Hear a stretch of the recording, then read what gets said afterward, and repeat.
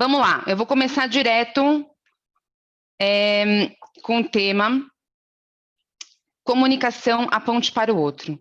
Lembrando que Bruce entrou no Insta, como eu tinha falado? Entra lá. Lembrando que o objetivo da nossa conversa de hoje é falar sobre comunicação num nível muito iniciante. Comunicação para a gente viver bem. Eu não estou falando de uma comunicação perfeita para palestrantes, para escritores, para filósofos. Eu estou falando de uma comunicação para que a gente consiga viver melhor em comunidade, viver melhor dentro dos nossos círculos profissionais e, acima de tudo, moldar a nossa maneira de ser e de sentir e de impactar o mundo através de como a gente constrói a nossa linguagem. Então, eu vou defender principalmente 3 pontos. Primeiro, como a linguagem que você escolhe adotar muda a sua maneira de ser. Pensar, sentir e impactar. Depois a gente vai falar sobre a comunicação mais eficiente, diretamente relacionada com essa maneira de se posicionar, de sentir e colocar para fora, se relacionar com o outro, mas num espectro mais abrangente. E aí, por último, a gente fecha falando de comunicação nos nossos círculos mais internos, nos nossos relacionamentos afetivos, nos nossos relacionamentos familiares, nos relacionamentos mais próximos, os melhores amigos, enfim. Tá bom? Vamos lá? Lembrando, quem está pelo Zoom está vendo uma apresentação, por isso que às vezes eu vou olhar para baixo ou vou olhar para outra câmera. Quem está assistindo pelo Insta não vai ver. Então, vamos lá. Comunicação e linguagem. Tem uma neurocientista especialista em comportamento, chamada Lira Borotsky. E ela traz uma pesquisa muito interessante sobre como a linguagem realmente muda as estruturas cognitivas. Como que isso acontece? Ela defende, tem até um TED dela muito legal, que nós temos mais de 7.000 línguas hoje pelo mundo inteiro. E ela fez uma pesquisa super extensa, de anos e anos, percebendo que a maneira de enxergar o mundo, de raciocinar, era diferente, dependendo do país que ela viajava e da linguagem que aquele povo adotava. Vamos ver o que ela trouxe nesse TED, na pesquisa dela. Então, ela diz: somos capazes de transmitir ideias e conhecimento através do tempo e do espaço. Isso é legado da linguagem. 7.000 línguas são faladas pelo mundo. Diferentes sons, diferentes vocabulários, mas, acima de tudo, diferentes estruturas. A língua que falamos molda a maneira como pensamos. E ela vai defender durante o TED o porquê que sim, porquê que isso é uma realidade. E ela dá um exemplo que eu trouxe para a gente, muito legal, de um povoado, uma tribo da Austrália, chamada Kuuk-Thaayorre, alguma coisa assim, cuja estrutura da linguagem deles é baseada nos pontos cardeais. Eles têm uma linguagem baseada em direção. Então, eles não dizem, oi, tudo bem? A primeira coisa que eles dizem quando eles se encontram é, para onde você vai? Então, desde muito cedo, eles têm uma noção de direção muito clara na vida.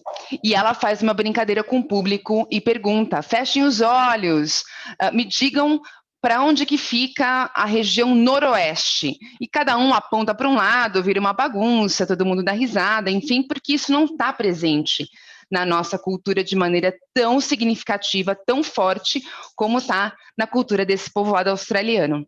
Então, eles têm uma noção de direção muito grande, a ponto de falar até sobre a perna esquerda e direita, não, é a perna mais a leste, a perna mais a oeste. Então, eles têm essa noção de direção muito, muito clara. Eles são muito bem orientados. E eles se baseiam completamente na paisagem. Então, a noção deles de organização de informações tem a ver com a paisagem. Se você pedir para eles organizarem fotografias de acordo com a idade de um indivíduo, então ela põe lá uma criança, depois adolescente, adulto e um senhor. Como é que nós organizamos? Os ocidentais, nós organizamos de acordo com a escrita, né? A gente organiza nesse sentido, da esquerda para a direita. Eles organizam em relação à paisagem. Então, dependendo de para onde eles estão virados, vai mudar a ordem de como eles organizam, inclusive nesse sentido, quando eles estão apontados para o leste. Então, é do leste para mim. E olha que bonito, isso tem um significado muito profundo, porque nós baseamos a leitura de uma informação, a leitura do mundo, em nós, no indivíduo. Eles baseiam a leitura de informações no espaço, na natureza, no landscape, na paisagem. Então, há uma diferença de construção cognitiva, não só de linguagem. Então, é um exemplo excelente. Ela dá outros exemplos. Algumas línguas não possuem um truque linguístico para nomear, dar nome aos números, e aí fazer contagem. Abre-se, então, todo um reino cognitivo, a matemática. A matemática nasce da possibilidade que nós, linguisticamente, criamos de apontar e nomear números para as coisas, né? Uma laranja, duas laranjas, e aí, a partir daí, começa a sofisticação dentro da área da matemática. A linguagem é tudo, o Joelton está falando. Por isso que uma das primeiras coisas que os países colonizadores faziam era impor a língua e acabar com a língua dos colonizados. Total, porque é a maneira de pensar, é a estrutura cerebral, a estrutura de entendimento do mundo. Outro exemplo que ela dá que é super curioso, entre russo e inglês, na diferenciação do espectro de cores. Ela dá o exemplo de azul, e aí tonalidades de azul. Para o americano é azul escuro ou azul claro, e para o americano inglês, na língua inglesa, a língua inglesa. No russo, existe uma diferença de nome dependendo do espectro do azul. E aí você fala, tá, mas isso não tem muita diferença. Tem total diferença ao perceber a realidade, o detalhe das cores no mundo. Isso foi feito no laboratório, testes, enfim, na rapidez da identificação da diferença de tonalidades de azul. Para um russo, era muito rápido. Ele rapidamente conseguia sacar que havia uma diferença significativa de tons. Para o americano, foi um teste com os americanos, não era possível. Eles não tinham essa mesma rapidez. Então, mais uma vez, provando que a linguagem tem uma mudança muito significativa na estrutura cognitiva, na estrutura de pensamento. Outro exemplo que ela dá é no gênero espanhol e no alemão. Existe uma diferença de gênero das palavras. Então, por exemplo, ponte é feminino em alemão e masculino em espanhol. Mais uma vez, o que tem a ver com a estrutura cognitiva? Tudo. Porque ao descrever uma ponte, você vai usar adjetivos em alemão que representam o feminino. Essa ponte é elegante, essa ponte é bonita, essa ponte é qualquer adjetivo que geralmente você daria ao gênero feminino. E o espanhol vai dizer, essa ponte é forte, é robusta, qualquer adjetivo que, em geral, você daria ao gênero masculino. Então, também é uma diferença de percepção da realidade, não só de linguagem. O último exemplo. A guia da racionalidade sobre eventos. Vamos entender. Ela dá o exemplo de uma pessoa que esbarra num móvel e quebra um vaso. Em inglês, a construção é ele quebrou o vaso. Então, pro americano, pro inglês, pro falador de inglês, né, o English speaker, é importante, para ele é mais importante o indivíduo, a responsabilização, a culpa. Quem fez? Quem quebrou o vaso? Ele quebrou o vaso. E em muitas outras línguas, o vaso se quebrou. Dá-se importância ao fato, se ele foi um acidente. Então, é mais importante um acidente, é mais importante a intenção do que aconteceu do que quem fez, quem provocou o acidente. Então, mais uma vez, uma diferença significativa de percepção da realidade, aí agora ligada à percepção de eventos. Isso é muito importante. Criminalmente, né, como as pessoas se lembram das coisas que aconteceram, alguns vão se lembrar dos eventos, e alguns mais dos eventos, e outros vão se lembrar mais dos responsáveis, das pessoas. E isso tem implicações grandes na nossa memória e na nossa estrutura cognitiva. Então, linguagem, como o Joelton disse, é tudo. Eu começo a falar de comunicação por aí. Como você escolhe a construção daquilo que você vai dizer é muito importante no reflexo que aquilo vai ter, e o contrário também é verdade. A maneira como você constrói o que você vai dizer tem um reflexo para dentro, vai influenciar suas emoções. Aprender a construir ideias de forma mais consciente, mesmo internamente, palavras que você só pensa e você não pronuncia, vão ter um efeito no seu comportamento, na sua maneira de pensar, na sua maneira de raciocinar, na sua maneira de sentir e perceber o mundo. Beleza? Seguindo, mais um pouco de ciência.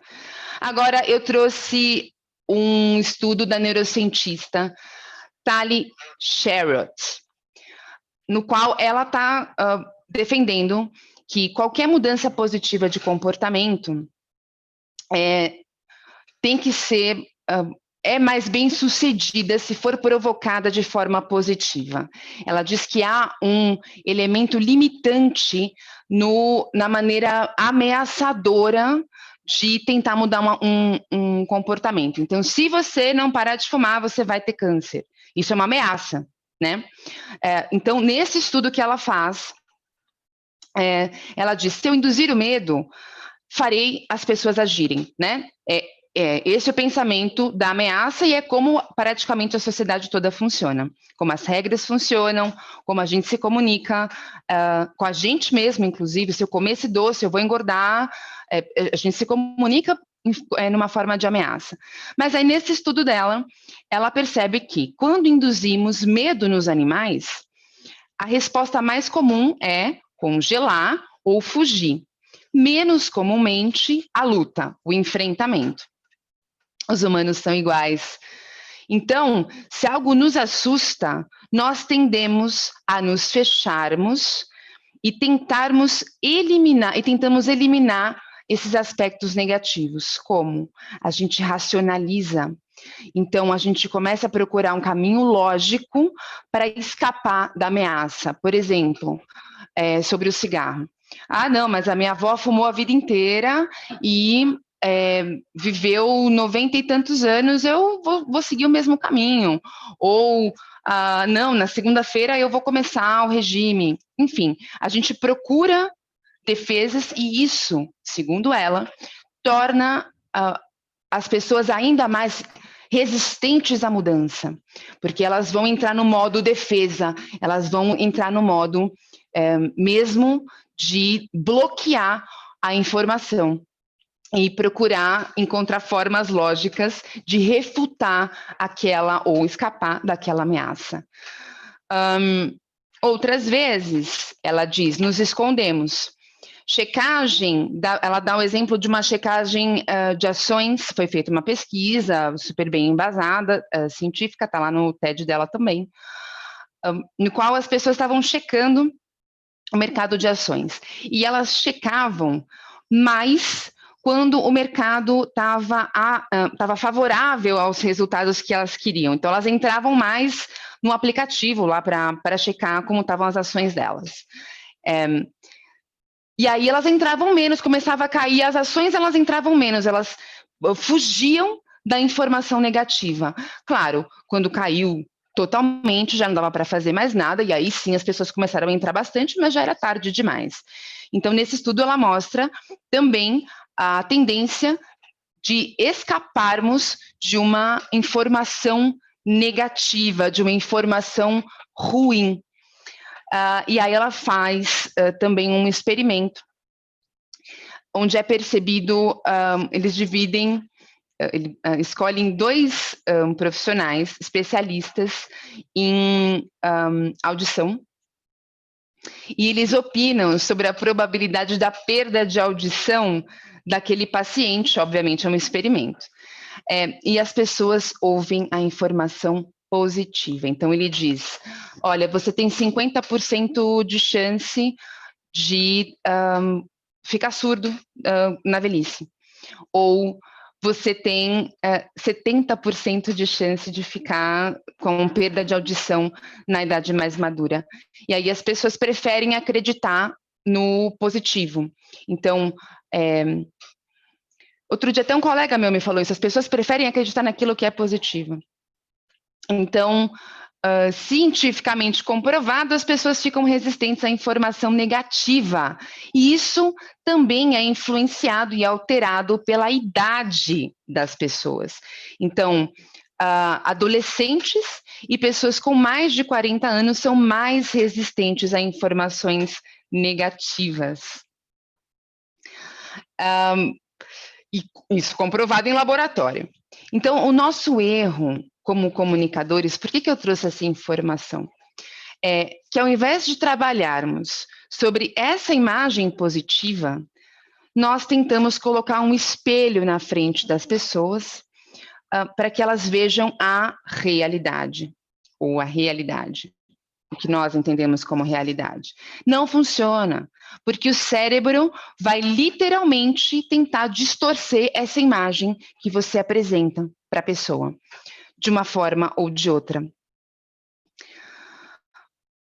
No nosso caso, na nossa metodologia, a gente fala muito sobre reforço positivo, e eu vou desenvolver um pouco mais essa ideia mais para frente, mas eu achei muito interessante trazer um dado científico para comprovar o poder do reforço positivo ao invés da apresentação de informações de ameaça, de posicionamentos de ameaça ou de informações negativas para tentar mudar o comportamento de alguém, ou o nosso próprio. Então, o que fazer? O que a gente pode fazer para transformar um comportamento ou nos comunicarmos para transformar o comportamento de alguém? Ela, a mesma doutora, cita 3 coisas principais nesse estudo, que são os incentivos sociais, as recompensas imediatas e a checagem do progresso. Então, vamos um por um. Incentivos sociais. Ela dá o exemplo do pagamento de impostos na Inglaterra. Também foi feito esse estudo. 9 entre 10 ingleses pagam seus impostos. Eles colocaram lá chega por correio, né? Os impostos chegam por correio, e aí na mensagem de pagamento, no boleto, vinha escrito: 9 entre 10 ingleses pagam seus impostos em dia. Então, as pessoas passavam a pagar mais, houve uma maior compliance nisso, por conformidade social, quer dizer, eu estou vendo que todo mundo faz, as outras pessoas estão fazendo, está rolando, está acontecendo, então eu também vou fazer. Nós funcionamos muito por conformidade social. Quando nós sabemos que mais pessoas estão engajadas em algo, nós também queremos estar dentro desse movimento, dentro desse grupo. E o aumento do pagamento foi de 15%. É muito, é muito. Então, só de colocar essa informação, não era uma ameaça. Se você não pagar, você vai preso, não pagar impostos é crime. Isso é ameaça. O que eles fizeram? Colocaram uma mensagem de incentivo social, mostrando que mais pessoas, cada vez mais pessoas estão engajadas em cumprir a sua função de civilidade e pagar os impostos. E aí as pessoas se sentem compelidas a participar da maioria do grupo civilizado. Então, destacar o que outras pessoas estão fazendo é um grande incentivo. Quando você for se comunicar, lembre-se disso. Comecei de uma maneira bem abrangente. Lembre-se que nós vamos, para quem está entrando na live agora, nós vamos afunilando. Estou falando da comunicação de maneira bem ampla, depois um pouco mais direcionada e finalmente nos seus relacionamentos mais próximos. Então, fica aí na cabeça, incentivos sociais tanto para a mudança do seu comportamento, a sua comunicação interna, quanto a sua comunicação externa, funciona melhor do que ameaça. Recompensas imediatas, outro estudo. Exemplo dos profissionais de saúde, checando o seu score de higienização das mãos. Então, eles checaram que dentro dos hospitais, os profissionais de saúde não estavam lavando as mãos antes e depois de entrar nos quartos. E, bom, que ação nós vamos tomar? Colocaram um placar com números mesmo apontando o progresso do nível de higienização do hospital. E aí as pessoas iam sentindo, olhando para aquilo aumentando, e tinham uma sensação de recompensa de fazer parte de um grupo responsável. E cada vez que aquele número aumentava, isso é uma recompensa imediata. Então, nós funcionamos muito por recompensas imediatas. Eu quero agora alguma coisa. Já temos capacidade de planejamento e tal, mas eu quero um benefício agora. Então, ajuste a sua comunicação, seja ela verbal, escrita, com a sua equipe, ajuste a sua comunicação de forma a dar essa recompensa imediata, ou a noção da recompensa imediata. Esse progress check é uma das formas de dar uma recompensa imediata para si, para o outro, ou para a sua equipe, para as pessoas com as quais você está se comunicando. Torna a coisa mais tangível. Está acontecendo, está rolando. Não é daqui a não sei quanto tempo que eu vou ter algum tipo de resultado. E, finalmente, destacar este progresso. Se você parar de fumar, vai ser melhor nos esportes. Eu dei o exemplo do fumar faz mal, vai ter câncer, não sei o quê, e aí você entra em bloqueio. Encontra 1000 formas de defender o porquê que tudo bem fumar agora. Mas se a pessoa... Você precisa ver o caso a caso. Se a pessoa é uma pessoa que gosta de esportes, vai para o reforço positivo. Se você parar de fumar, sua capacidade pulmonar melhora e você vai poder correr mais, você vai poder, enfim, nadar melhor. Então, é o reforço positivo. O quanto que a pessoa vai progredir se ela mudar o comportamento que você quer que ela mude ou, enfim, que você mesmo mude. Tudo bem até aqui? A live? Todo mundo vivo? Beleza, lembrando que podem parar e me perguntar quando quiserem, tá bom? Podem comentar, etc. Vamos lá. E eu não podia deixar de trazer o trabalho chamado Five Chairs, da Louise Evans. Não sei se vocês conhecem, é bem famoso, é bem conhecido. É sempre importante pensar no resultado que quero gerar com a minha comunicação, exatamente. Não só sair falando, né? Total. Vamos lá com os clientes. Isso aí, mas essa é a inteligência. Essa é a inteligência da comunicação, isso mesmo. Não está enganando ninguém, é uma comunicação mais efetiva, mais inteligente, mais lúcida. Bom, agora tem o trabalho da Louise Evans, chamado The Five Chairs. Quando alguém pressiona os nossos botões, eu resolvi usar o trabalho dela, a pesquisa dela, para dar exemplos de quando o bicho pega. Como eu devo me comunicar quando o bicho pega, tá? Vamos lá. Ela descreve que nós podemos nos sentar, obviamente é uma metáfora, nós podemos nos sentar em 5 cadeiras, em 5 posicionamentos, adotar 5 posicionamentos. E, obviamente, dependendo do posicionamento que você adotar, a sua comunicação também muda. O primeiro, ela vai do menos consciente para o mais consciente. O primeiro deles é o chacal. A gente adota uma posição de ataque. Chacal é um bicho que ataca. Então, é a cadeira vermelha. O chacal é um bicho inteligente. Ele é oportunista. Aqui é onde nós nos comportamos mal. Nessa cadeira, nós adoramos culpar, reclamar, punir, fofocar. Mas nosso jogo supremo nessa cadeira é julgar.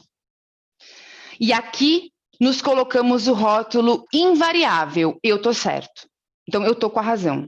E aí, qualquer coisa que venha ameaçar essa razão merece a minha intervenção agressiva. Por que você está falando isso? Por que você está se comportando assim? Por que... Esse é o chacal. É ter certeza que você está certo e reagir de forma agressiva com um ataque ao outro porque você se sente ameaçado. A próxima cadeira, o ouriço, são os inseguros. Nos sentimos vulneráveis. Nós nos fechamos e nos protegemos do ambiente e de todo o mal do mundo. Nós nos sentimos o tempo todo em perigo, em alerta, e a gente se fecha e se protege. Você pode abrir a porta, por favor, da sacada? Obrigada. Isso se chama home office. Vamos lá. Nós nos julgamos impiedosamente. Eu não sou suficientemente inteligente. Eu não posso fazer isso. Ninguém acredita em mim. É a comunicação interna que nós adotamos quando a gente se coloca, quando a gente senta na cadeira do ouriço. Temos medo de sermos rejeitados, medo de desapontar, medo de falhar e nos vitimizamos. Quase ninguém admite que senta nessa cadeira. Então, a Louise Evans faz estudos nas empresas e tal, e ela fala para os executivos: escolham uma cadeira com a qual vocês se identificam mais, vocês percebem, têm a leitura de que sentam com mais frequência. E aí ninguém senta na cadeira da vítima, porque é muito difícil você assumir que você se coloca como vítima nas situações. É muito difícil. Mas todos nós fazemos isso. Então, mesmo as pessoas mais conscientes, a gente transita pelas cadeiras. É normal. Mas vamos tomando consciência para a gente fazer uma escolha de que cadeira a gente quer sentar, de que comportamento a gente quer adotar e de como a gente vai se comunicar de acordo com esse comportamento mais lúcido.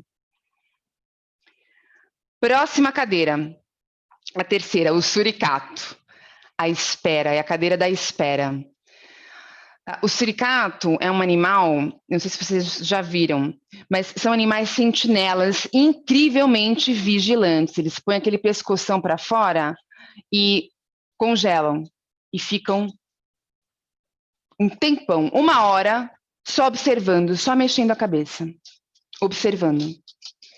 Então, quando estamos nessa cadeira, somos mindful, observadores. Nós pausamos, fazemos uma respiração profunda e estamos conscientes. É a cadeira da espera. Aqui ficamos muito curiosos. Aqui temos o poder da escolha.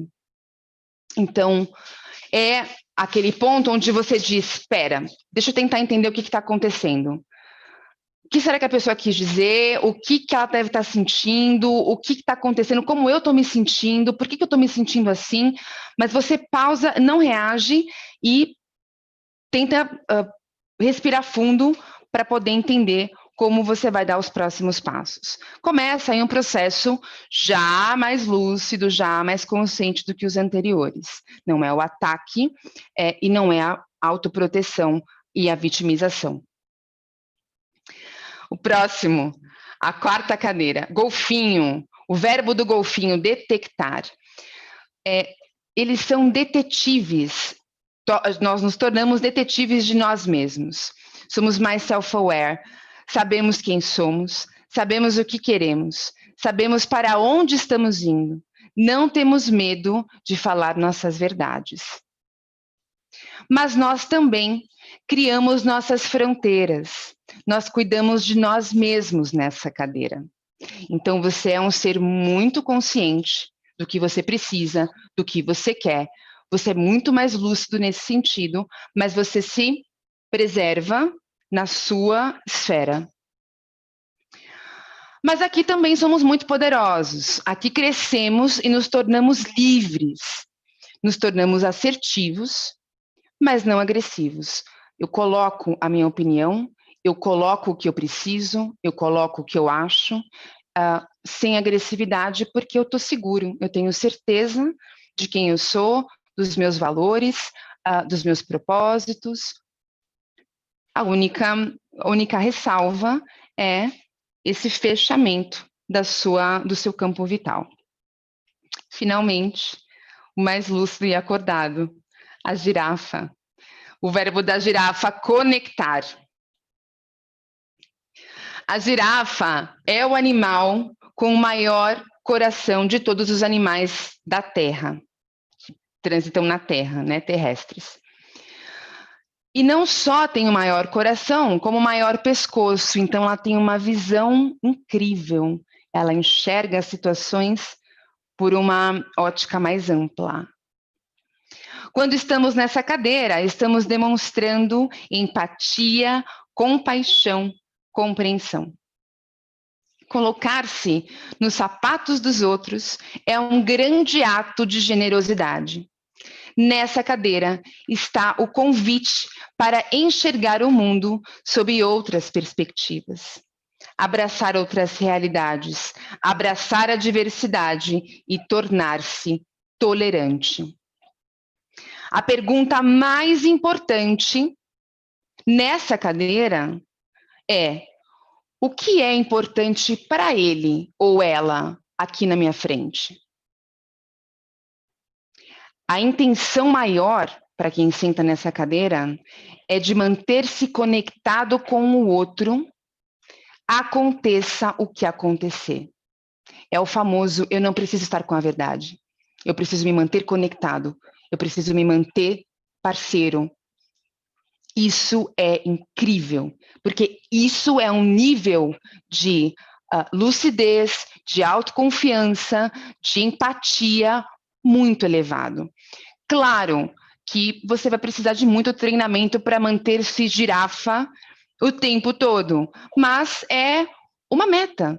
É uma inspiração para que nós nos lembremos de que esse comportamento é o comportamento mais lúcido e que você pode, obviamente, transitar. Você pode transitar pelas cadeiras, ok. Neste caso, talvez no ambiente profissional, eu precise, neste caso específico, ser golfinho.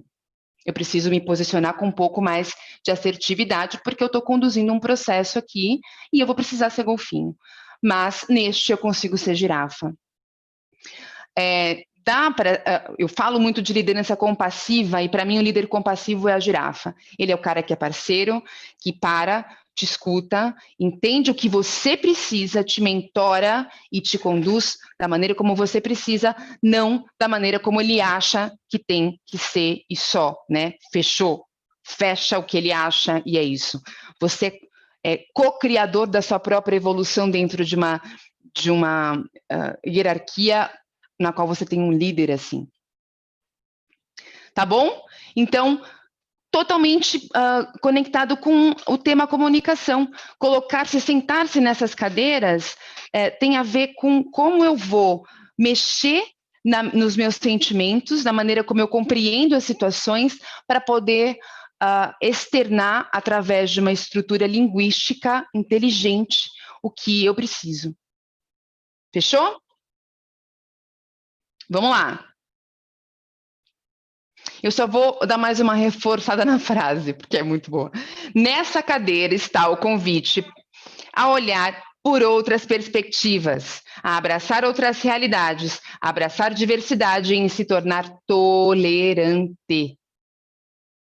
E a pergunta mais importante nessa cadeira é: o que é importante para ela ou ele na minha frente? O que é importante para ele ou ela na minha frente é a conexão, é a compaixão, não só a empatia, é a compaixão. Eu estou num posicionamento mais lúcido e posso trazer essa pessoa para cima.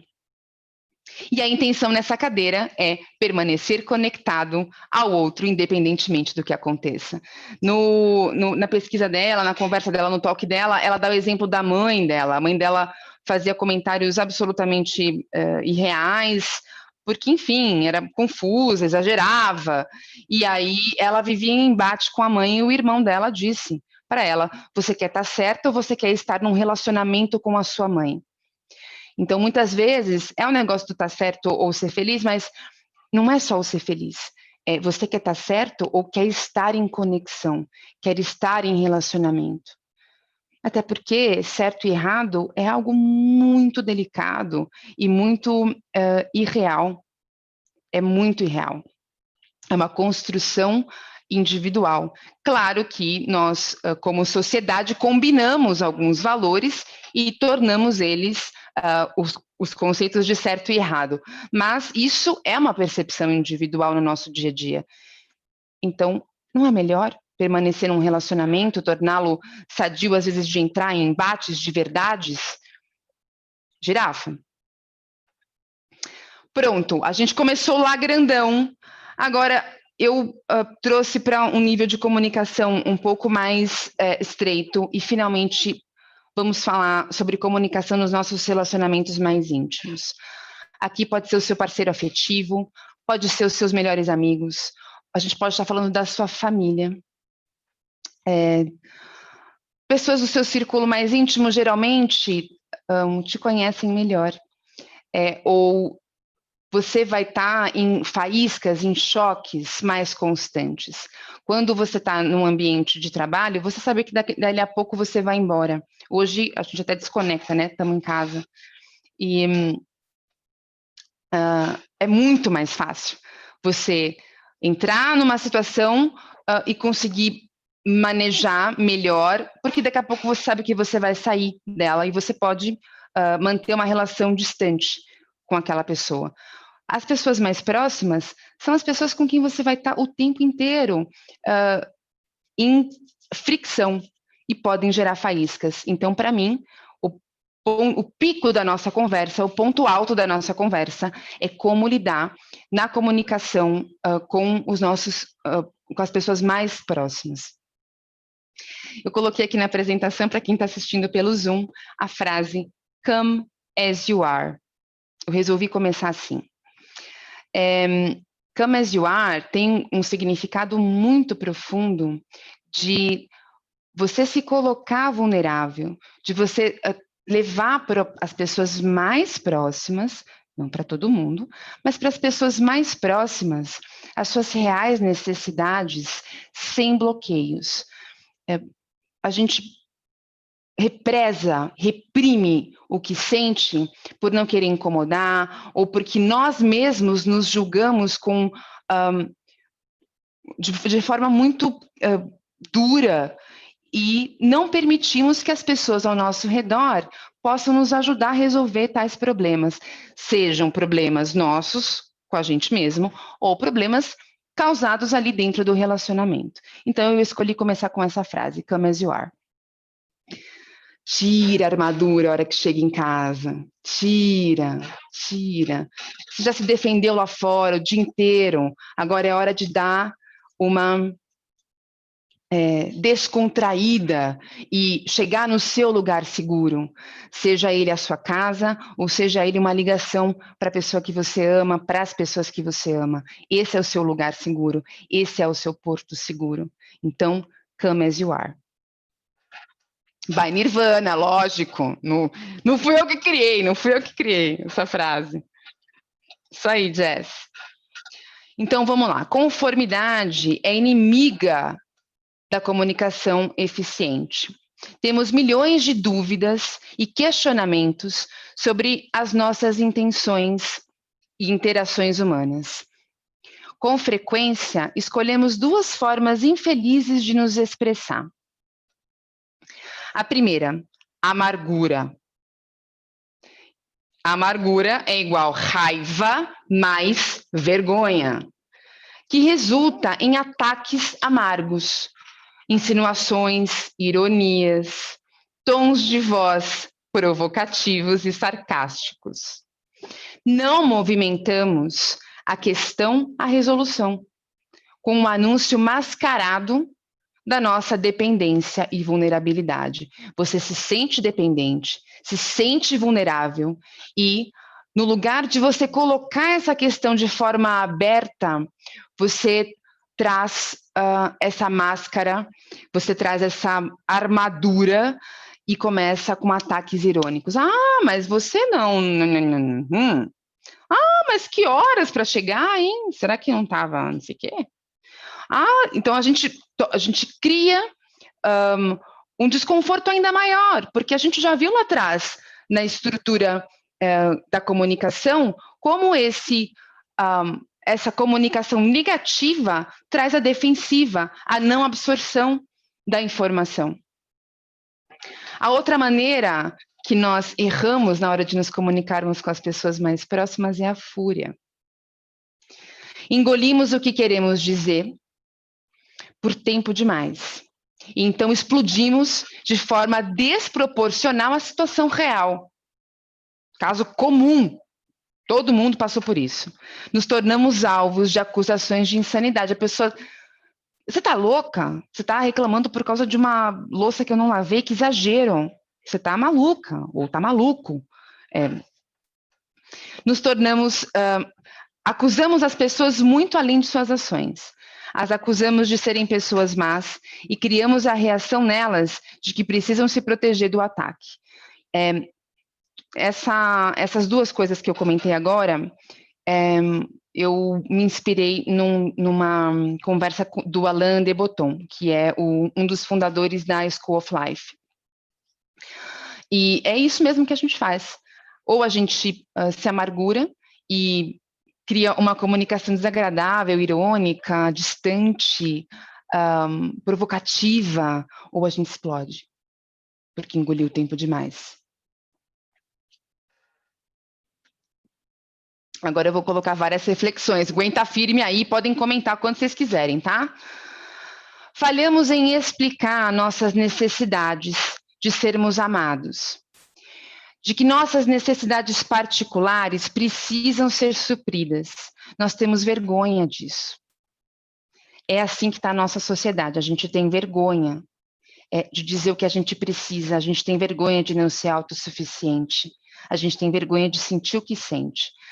E nem sempre as nossas emoções vão acompanhar a sofisticação do nosso pensamento. Às vezes você tem mentalmente muito bem construído como você gostaria de reagir, mas na prática o seu emocional ainda está num estágio mais infantil, mais iniciante, menos maduro do que o seu estado mental. E está tudo bem, tem que tratar como uma criança, até o emocional amadurecer. E você precisa contar com as pessoas mais próximas como pessoas para te ajudarem a fazer essa evolução, essa transição.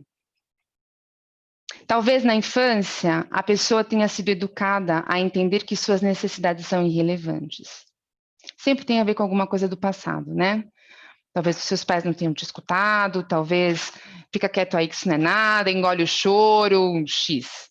Cultura ocidental e oriental também, muitos países, Japão, O fato é, nós temos o direito de reclamar. Você não achou que eu ia falar isso, hein? Reclamar no sentido de reivindicar. E fazer bons acordos para todos, gerando uma atmosfera leve e parceira. Então, eu não estou falando sobre a forma, reclamar. Não estou falando sobre a forma. Eu estou falando sobre você dizer o que você precisa. Eu preciso disso. Você pode me ajudar? É muito melhor do que atacar e esperar que a pessoa adivinhe o que é que você quis dizer, o que aconteceu. Então, primeiro, intitule-se. Eu tenho o direito de ter as minhas carências emocionais, de ter as minhas infantilidades, como todo ser humano tem. Como eu falei, muitas vezes você já está com um mental mais adiantado e a emoção precisa ainda passar por um processo para poder chegar onde o mental já chegou. Mais uma reflexão. Temos o direito de estar descontentes e permitir que nossos parceiros saibam, para que possam nos auxiliar a atravessar essa sensação. Então, eu não estou dizendo nem sobre jogo da culpa. Não importa. Não importa se alguém tem culpa ou não tem. O que importa é eu estou me sentindo assim. Teve esse efeito em mim. Me ajuda a passar por isso, a não me sentir assim? Um exemplo básico, muito básico, ciúmes. É muito chato para as duas partes. É muito desagradável. Mas você vai reprimir? Você está sentindo ciúme, está doendo, está incomodando. Ao invés de você, o que você olhou? Porque, ou o que era no celular? Alguma coisa assim, um comportamento esquizofrênico, conversar. Estou me sentindo esquisita em relação a essa situação. Me ajuda. Eu não queria estar me sentindo assim, mas eu estou me sentindo estranha. Você está chamando o outro para parceria e pedindo para que ele lhe ajude a atravessar. As pessoas criam, Ju, se você não sofre, que bom, ótimo, já passou, já transcendeu. Mas as pessoas que são mais próximas são as pessoas que nós escolhemos como parceiros de evolução, parceiros de jornada. Os relacionamentos existem para nos tornar pessoas melhores, para que nós nos tornemos melhores e para que nós possamos contribuir com a vida do outro. E não o oposto, para tornar a nossa vida um inferno ou vice-versa. Então, esse tipo de comunicação vulnerável, entregue, honesta, palavra chegou, honesta, é muito melhor do que o ataque, do que a proteção, a autoproteção, ou você se fecha e não fala o que foi, mas o que foi que você tem? Não vou falar. Brother, se você não vai falar, a gente não vai resolver, né? As pessoas não têm como adivinhar. Ganhei palminhas aqui no Zoom. Quando eu ganho palminhas no Zoom, eu fico feliz. Não estamos em relacionamentos para sofrer em silêncio ou para viver em fúria. E lembre-se, você também tem o direito de partir. Tá, eu me coloquei, eu me vulnerabilizei, eu contei o que eu preciso, eu contei como eu estou me sentindo, eu pedi ajuda para transpor, para transcender isso, porque eu ainda, emocionalmente, não estou nesse nível de evolução que eu gostaria de estar. Como a Ju falou, a Ju não sente ciúmes. Talvez você sinta e está tudo bem. Cada um está num nível diferente, dependendo do tema, né, comportamental.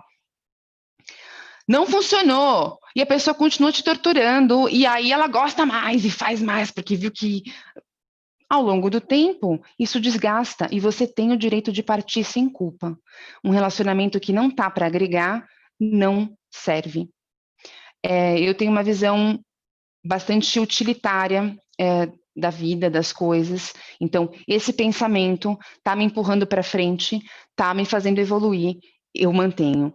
Ele não está me fazendo evoluir, ele não está me fazendo transcender, eu jogo fora. Por exemplo, culpa. Culpa excelente.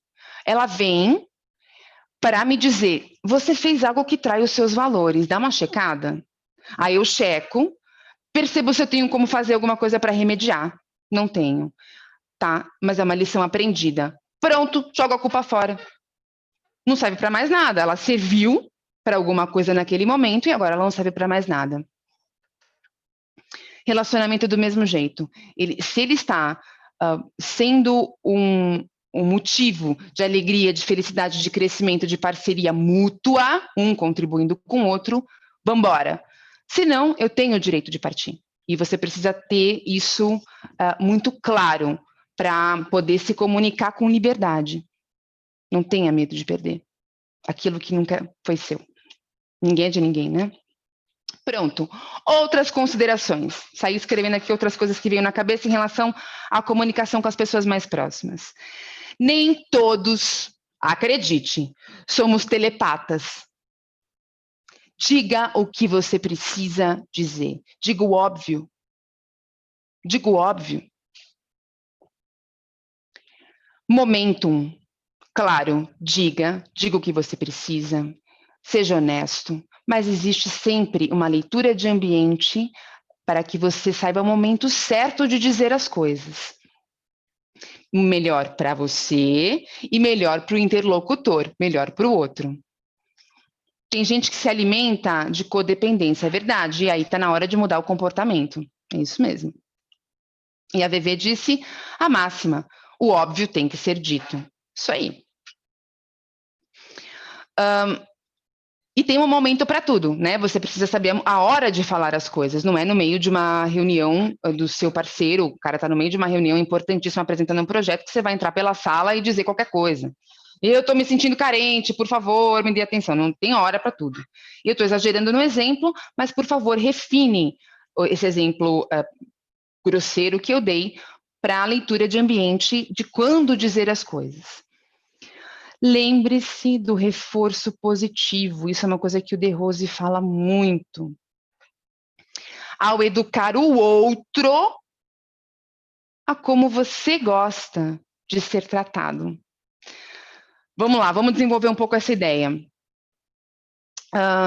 Cada um de nós tem uma maneira que gosta de ser tratado. Eu não tenho como adivinhar qual é a sua. Isso é um processo de conhecimento, de percepção. Durante anos a fio, a gente vai se relacionando e vai percebendo com mais profundidade como o outro funciona, né? Beleza. Você pode acelerar esse processo com uma comunicação que pode ser verbal ou não, recompensando. Voltou? Recompensando as pessoas quando elas fazem algo que você gosta, quando elas fazem algo que te agradou. Então você elogia, você reforça. E quando elas fazem algo que você não gosta, óbvio, se não for algo sério que traz seus valores, seja uma coisa, você não diz nada, você não alimenta. Quando faz algo que você gosta, reforça. Adorei, obrigado, eu adoro quando você faz isso, que incrível. Isso é inteligência de comunicação íntima. E quando faz uma coisa que você não gosta, obviamente, você precisa medir aí o peso disso na sua vida, não reforce. O dizer o não pode gerar conflito desnecessário. Coloquei uma outra observação que é o seguinte. Quando nós falamos demais, agitamos as emoções, pondere. Então, escolha as palavras que você vai usar. E, às vezes, eu dou muito esse exemplo aqui para os alunos da escola. Eu me sinto um aquário com areia no fundo. Quando eu começo a falar muito sobre as minhas emoções, eu acho que eu preciso escolher. Imagina que é um problema interno, eu comigo mesma. E eu preciso dividir com alguém. Eu escolho uma pessoa e eu digo aquilo, eu compartilho aquilo. Mas se eu começo a falar demais sobre aquilo, alimentar aquilo demais, eu sinto que é como se eu estivesse chacoalhando o aquário e aquela areia toda sobe e eu me sinto turva. Não sei se você já sentiu isso, é como se reagitasse as emoções, você revivesse os problemas desnecessariamente. Então, ao se comunicar consigo mesmo. Lembre-se que você vai estar reforçando algo que você não quer. Desabafo, beleza, desabafo com 815 pessoas. Nossos parceiros, finalmente, não precisam saber de tudo. Está tudo bem ter as suas reservas, ter o seu espaço. Às vezes a gente acha nesse amor romântico que as pessoas têm que saber de absolutamente tudo, tudo que você sente, como você toma banho, que creme que você passa, que cheiro é esse, para onde você estava meio-dia, onde não sei o quê. Cara, isso não é real, isso é sufocante, isso tira, inclusive, um certo charme do conhecimento a longo prazo nos relacionamentos. Você vai descobrir as pessoas ao longo de 20, 30 anos.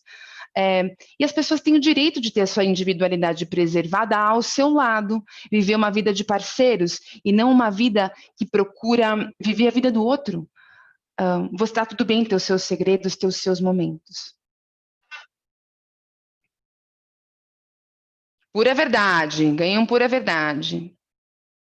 Vamos então, acho que eu falei muita coisa. Vamos amarrar? Tópico por tópico, rapidinho, os últimos insights. Para quem está assistindo pelo Zoom, fica mais fácil porque está vendo escrito. Então, até para tirar foto, para anotar, fica mais fácil. Se da próxima vez vocês quiserem assistir pelo Zoom, é só mandar um alô e a gente manda por direct, tá bom? Vamos lá, vamos wrap up. 1. A linguagem altera o que você e o outro vão sentir, perceber e ser. Então, se eu mudo a minha linguagem, eu sou capaz de mudar quem eu sou. 1. 2. Seja golfinho, seja girafa. Autoconsciente, empático e de visão de largo horizonte. O principal é manter-se conectado ao outro. Diga que precisa. As pessoas escutam também. As pessoas que escutam também têm que ter a elegância e sutileza de não ficar agitando o aquário do outro. Nossa, super bem colocado. Você, como ouvinte, precisa ter a sensibilidade de que nem sempre as pessoas estão querendo que você resolva o problema. Elas só querem falar. Elas querem um ouvido, elas querem um ombro. E às vezes a gente fica querendo resolver o problema ou cutucar a ferida da pessoa. A pessoa às vezes só quer falar, quer tirar, quer dividir o fardo. Muito bem colocado, Vê. Obrigada. 3. Diga o que precisa para as pessoas do seu círculo mais próximo. Não espere que adivinhem. Faça acordos. Porque às vezes você precisa de alguma coisa que a pessoa nem sempre pode te entregar. Então, você pode buscar junto com ela uma solução, um acordo prático de como resolver aquela questão. Você não pode me entregar, como é que você acha? Como um grande amigo, um grande parceiro de jornada, como que eu posso, então, ter isso resolvido na minha vida? 4. Eduque as pessoas como você deseja ser tratado através do reforço positivo. Você já está fazendo isso o tempo todo. Você já está o tempo todo educando o outro como ele tem que te tratar. Cada reação, cada palavra, cada movimento, cada gesto corporal que você faz está comunicando os seus limites, o que pode, o que não pode, como é, como não é. O tempo todo. Ganhar consciência desse processo e, finalmente, usá-lo como uma ferramenta de educação do outro, para você ser tratado como você merece e quer, através do reforço positivo, é a forma mais inteligente. 5. Palavras são poderosas. Use-as com discernimento, com o outro e consigo. Escolhi 2 frases para fechar. 2 palavras para fechar, 2 frases para fechar, como sempre. A primeira: quando a confiança, a conta da confiança está alta, a comunicação é fácil, instantânea e efetiva. Stephen Covey. O que ele está falando aqui?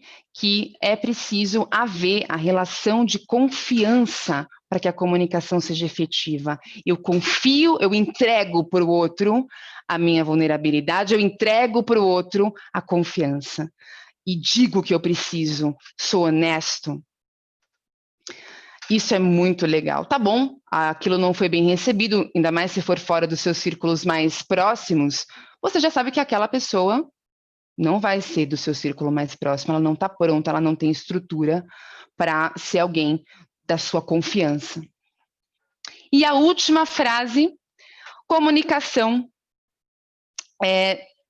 nos leva à comunidade. Ou seja, ao entendimento, intimidade e valorização mútua. Rollo May. É isso que a gente deve buscar com a comunicação. Então, antes de falar, lembre-se que ela deve fazer uma ponte entre você e quem está à sua frente. Ela não serve para derrubar muros, ela não serve para agredir, ela não serve como uma arma, ela serve como uma ponte. Bom, toda sexta-feira eu vou estar aqui às 19 horas com um tema comportamental para a gente desenvolver, discutir, bater papo. Manda para mim por direct, se você tiver alguma sugestão de tema, eu vou ter o maior prazer em desenvolver ele para você. Vai ficar no IGTV essa gravação. Se você acha que tem alguém que pode se beneficiar do que a gente bateu papo aqui, alguma coisa valeu a pena, manda para essa pessoa que você considera que vai aproveitar. E a gente manda conteúdo sempre, todas as sextas-feiras, conteúdo escrito. A gente chama de Fridays Highlights. No perfil Karina Tarabai e no perfil da Escola The Rose Vila Nova Conceição, que está lá no Insta, tem na descrição um link para você clicar e se inscrever no conteúdo. Você vai receber às 8 horas da manhã, todas as sextas, esses TEDs, seleção de artigos sobre comportamento, coisas que nós produzimos internamente na escola ou que nós curamos. Tá bom? Foi um prazer ter vocês aqui, é sempre uma delícia. O Bruno vai mandar para vocês o nome dos 2 TEDs, porque não dá para clicar, né, no link. Então, ele está mandando o nome dos TEDs que a gente falou. Vai tomar café comigo, Ju, vamos tomar. Obrigada, eu que agradeço, gente, mesmo. Venham sempre, espero ver vocês na sexta-feira que vem. Segurem aí que eu vou anunciar o tema na quinta. Quarta ou quinta eu já estou anunciando o tema para vocês. Tá bom? Um beijo para quem está na live. Um beijo. Beijo, tchau. E para quem está no Zoom, muito obrigada. Olha só, vocês têm o privilégio de ver a apresentação, tirar foto, vocês super fiquem à vontade também de me interromper, abrir o microfone, falar, sempre que quiserem. Cristina, você veio, eu não tinha visto, eu não consigo ver todo mundo que está aqui. Que bom que você veio. E a Cristiane também. Vocês gostaram? Sim? Deu para contribuir com alguma coisa, com alguma ideia, com alguma reflexão? Muito, muito. Que bom, então eu ganhei meu dia.